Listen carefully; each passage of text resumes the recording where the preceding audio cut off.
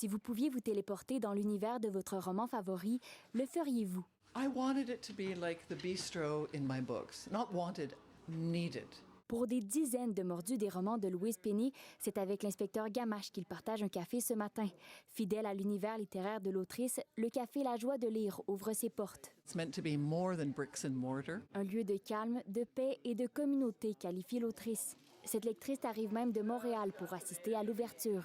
My grandmother just passed away last year. Sa grand-mère et sa mère ayant été de grandes amatrices de Louise Penny, elle vit un moment spécial. C'est aussi un rendez-vous à ne pas manquer pour plusieurs locaux. Pour supporter le café à Louise Penny. Et tant mieux pour elle, parce qu'il y a tellement d'entreprises qui ferment après avoir fait plusieurs essais. Là, mais... What we wanted to do was not compete. The thing we're serving here, I talk about in my books. Louise Penny s'est d'abord inspirée des lieux pour créer son univers littéraire. Sa région s'inspire maintenant d'elle pour attirer des touristes. Si vous allez à Lourdes, vous allez tous pour le voir la Sainte Vierge. Ici, c'est pareil, les gens ils viennent ici pour voir la Sainte Vierge. Et la Sainte Vierge, c'est Louise Penny ici. Chaque année, l'univers de cette femme de lettres attire des curieux de partout autour du globe. Ce café est un arrêt de plus sur le circuit Louise Penny. On pense que ça va attirer encore plus de gens au Lac-Brome.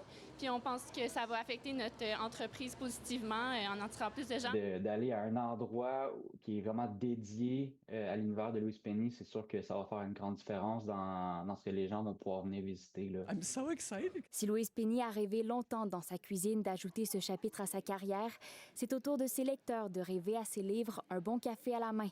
Ici Laurence Tran, Radio-Canada, Lac-Brome.